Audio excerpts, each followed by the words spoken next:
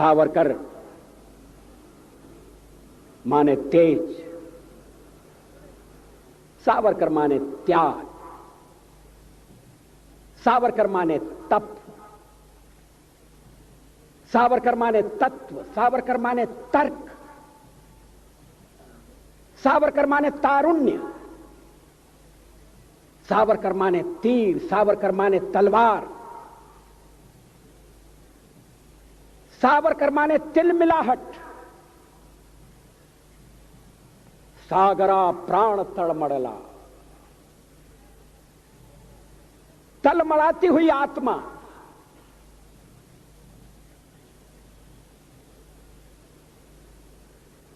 सावरकर माने तितीक्षा, सावरकर माने तीखापन, सावरकर मणजे तिखट।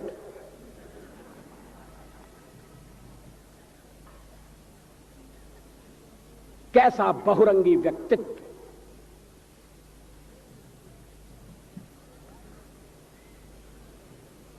कविता और क्रांति।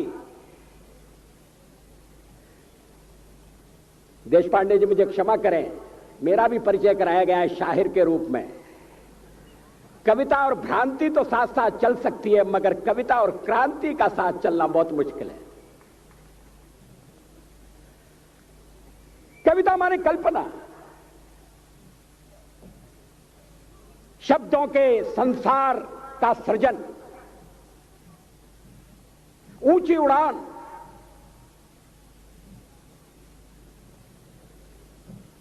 और कभी कभी ऊंची उड़ान में अगर धरातल से पांव उठ जाए, वास्तविकता से नाता टूट जाए, तो कवि को शिकायत नहीं होगी। उसके आलोचक भी इस बात के लिए उसकी टीका नहीं करेंगे। मगर सावरकर जी का कवि ऊंची से ऊंची उड़ान भरता था। सावरकर में ऊंचाई भी थी और गहराई भी थी, मगर उन्होंने यथार्थ की धरती से कभी नाता नहीं तोड़ा।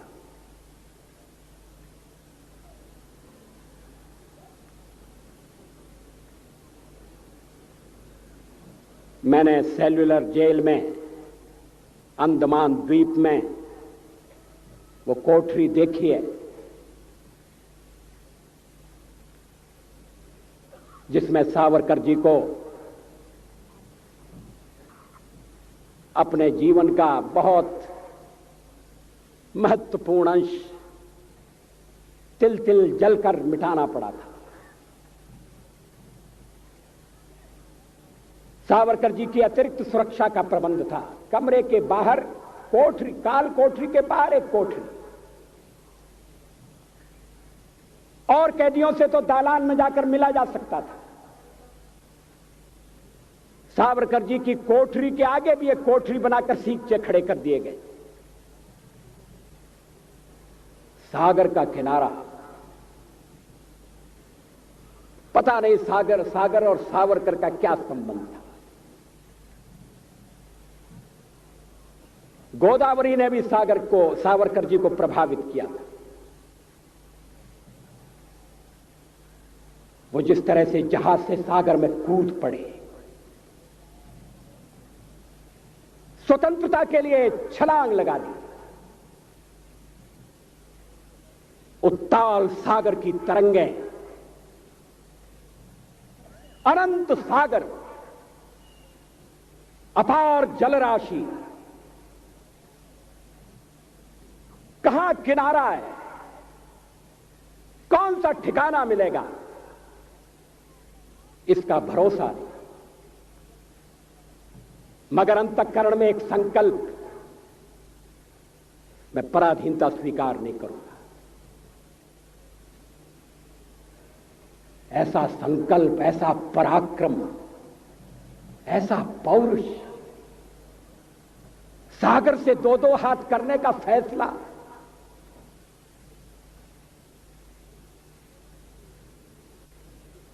और फिर उन्हें सागर के किनारे काले पानी की सजा। मैंने वो कोलू भी देखा है जिसमें कैदियों को जोत कर तेल निकालना पड़ता था। सावरकर जी ने अपनी जीवनी में इन सारे प्रसंगों का उल्लेख किया है, मगर उस सागर के किनारे जेल में बंद सावरकर चांद से बातें करते थे, चांद को लहना देते थे, उपालंब देते थे, संदेश देते थे। उस समय की उनकी अनेक कविताएं ऐसी हैं जो विश्व के इतिहास में, विश्व के साहित्य में अपना स्थान रखती है। उन कविताओं में उद्वेग भी है, आवेग भी है, संवेग भी है। वो शब्दों के शिल्पी थे, मगर भावनाएं उदात्त। लक्ष्य को उन्होंने कभी आंखों से तिरोहित नहीं होने दिया।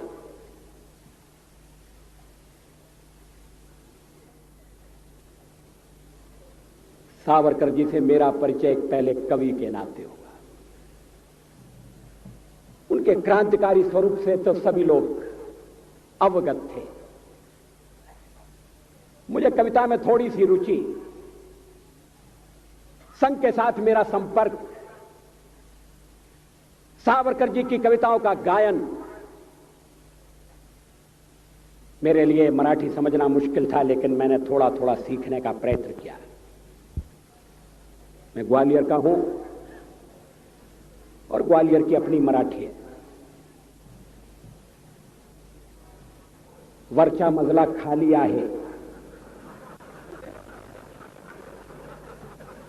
ये पुणे वालों की समझ में नहीं आएगा। जो मजले पर नीचे कैसे हो सकता है, मगर ये ग्वालियर ने मराठी में जो योगदान दिया है, ये उसका सबूत है। मैंने सावरकर जी की कुछ कविताओं का हिंदी में अनुवाद करने का प्रयत्न किया। मैं चमत्कृत रह गया। कोई क्रांतिकारी होते हुए इतना अच्छा कवि कैसे हो सकता है?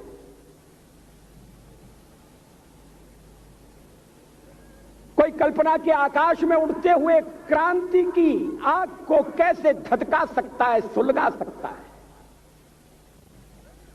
मगर कल्पना की सृष्टि और यथार्थ की सृष्टि, दोनों का सावरकर ने समन्वय कर दिया। यह समन्वय बहुत कठिन है, मगर जैसा मैंने प्रारंभ में उल्लेख किया, सावरकर के जीवन की समग्रता ऐसे अनूठे गुणों से भरी हुई है। प्रखर राष्ट्रवाद,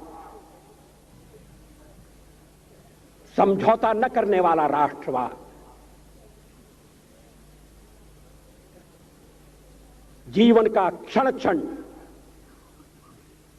और शरीर का कण कण मातृभूमि की स्वतंत्रता के लिए समर्पण कर देने वाला राष्ट्र प्रेम, मगर उसके साथ मूलगामी समाज सुधारक की भूमिका बैठक। कवि के बाद अगर सावरकर का कोई स्वरूप मुझे सबसे ज्यादा आकृष्ट करता है तो वो समाज सुधारक का रूप है। रत्नागिरी की नजरबंदी में उस समय लिखी गई कविताएं देखिए। बाल विधवा की पीड़ा, एक तो विधवा और उस पर बाल विधवा, पुनर्विवाह पर प्रतिबंध,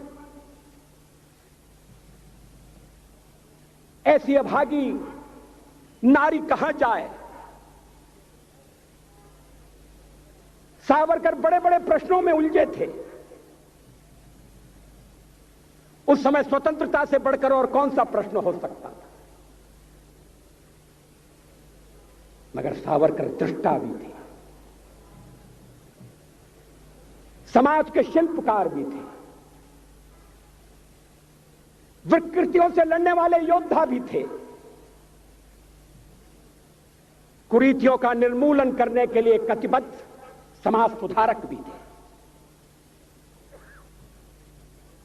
आज अगर सावरकर जीवित होते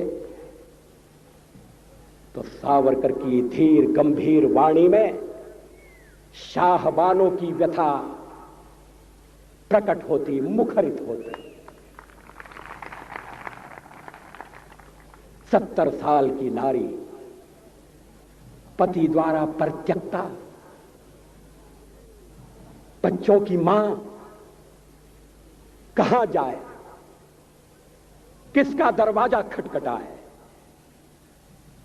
और अगर सावरकर जी शाहबानों के लिए बोलते तो कोई उन पर आक्षेप नहीं ले सकता था, क्योंकि उनके लिए नारी नारी में अंतर नहीं था, उनके लिए संप्रदाय संप्रदाय में भेद नहीं था। उनके अंतःकरण की पीड़ा, वेदना का पारावार, कुरीतियों से लड़ने की उनकी मनोस्थिति, ये किसी एक वर्ग या एक संप्रदाय तक सीमित नहीं थी। ये सभागे देश में आज भी अस्पृश्यों के लिए मंदिरों के दरवाजे बंद हैं, कुछ मंदिरों के दरवाजे बंद हैं। गांधी जी ने तो हरिजनोद्धार की बात बाद में कही, सावरकर जी ने पहले कही। मेरे लिए दरवाजे खोल दो, एक उनकी प्रसिद्ध कविता है मराठी की।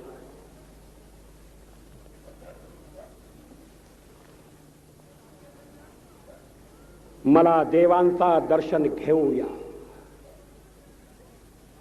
मुझे देव का दर्शन लेने, मेरे लिए मंदिर के कपाट बंद मत करो, भगवान और भक्त के बीच में कोई खड़ा न रहे। कितनी वेदना है, कितनी व्यथा है, मुझे भगवान के दर्शन लेने दो। कुरीतियों में पड़कर हम भगवान और भक्त के बीच में भी खड़े हो गए। सावरकर के सामने एक ऐसे समाज का स्वरूप था जो अतीत की रूढ़ियों से बद्ध नहीं होगा। पतित पावन के दरबार में कौन किसको रोकेगा। उस समय भी लोग रोके जाते थे, आज भी रोके जा रहे हैं, कहीं कहीं रोके जा रहे हैं। अभी राष्ट्रपति एक मंदिर में जाना चाहते थे, उन्होंने पूछा क्या मंदिर सबके लिए खुला है? पुजारियों ने कहा नहीं, मंदिर सबके लिए खुला नहीं है। मुझे खुशी है राष्ट्रपति ने उस मंदिर में प्रवेश नहीं किया। इस मंदिर के द्वार सबके लिए खुले नहीं। उस द्वार के बाहर कल्पना करिए, कोई खड़ा होकर कह रहा है, हम दूसरों को दोष देते हैं, उन्होंने हमारे समाज के कुछ लोगों को बरगलाने की चेष्टा की है। मगर सावरकर की दृष्टि से हम देखें हिंदू समाज के अभिशाप को, हिंदू समाज की दुर्बलता को, हम अगर पराधीन हुए, हम आज अगर अपने घर में सम्मान के साथ जीवित नहीं है, तो इसके लिए परकी इतने दोषी नहीं है। दोष हमारा अपना है, हमने समाज को बांट दिया। कभी वर्ण व्यवस्था का उपयोग रहा होगा तो रहा होगा, लेकिन उसके कारण जब दीवारें खड़ी होने लगी, व्यक्ति व्यक्ति को छोटा समझा जाने लगा, कोई बड़ा बन गया, कोई छोटा बन गया, समाज की एकता खंडित हो गई। विदेशियों ने उसका लाभ उठाया। हम कभी विदेशियों से नहीं हारे। हमने तो अपनी तलवार से अपने देश को जीतकर दूसरों के सुपुर्द कर दिया। इतिहास साक्षी है, प्लासी की लड़ाई में जितने लोग मैदान में लड़ रहे थे उससे ज्यादा लोग मैदान के बाहर खड़े होकर तमाशा देख रहे थे, लड़ाई का परिणाम सुनने की प्रतीक्षा कर रहे थे। देश के भाग्य का निर्णय होने जा रहा था, मगर उस निर्णय में सारा देश शामिल नहीं था। विदेश मंत्री के नाते मैं अफगानिस्तान गया था। आपको सुनकर ताज्जुब होगा, अफगानिस्तान के अपने मेजबानों से मैंने कहा मैं गजनी जाना चाहता हूं, गजनी। पहले वो मेरी बात उनकी समझ में नहीं आई। कहने लगे गजनी तो कोई टूरिस्ट स्पॉट नहीं है, गजनी में कोई 5 स्टार होटल नहीं है, गजनी में आप जाकर क्या करेंगे, गजनी में आप जाकर क्या देखेंगे। मैं उन्हें पूरी बात नहीं बता सकता था। मेरे हृदय में कहीं गजनी कांटे की तरह से चुभ रहा है। जब से मैंने गजनी से आए एक लुटेरे की कथा पढ़ी है और किशोरावस्था में पढ़ी है, मैं देखना चाहता था वो गजनी कैसा है। आपको सुनकर ताज्जुब होगा, महमूद गजनी का अफगानिस्तान के इतिहास में कोई स्थान नहीं है।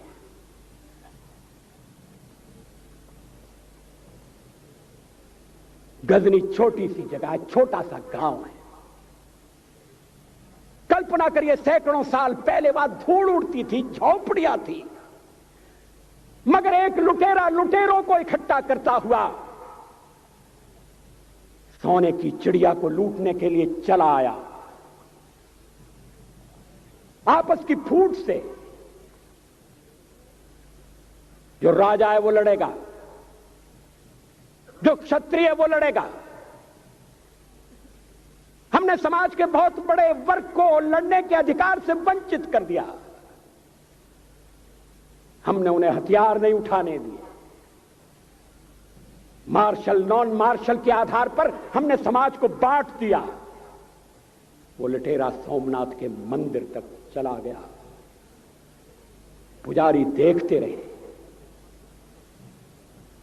मंदिर की पूजा भक्तों को करना पड़ती है, मंदिर तो एक प्रेरणा का केंद्र है। मैं देशपांडे जी की तरह से नास्तिक नहीं हूं, मगर उनकी नास्तिकता में भी जो आस्तिकता है मैं उसका आदर करता हूं, उसका सम्मान करता हूं। वो जिस आत्मविश्वास से नास्तिक होने की बात कहते हैं,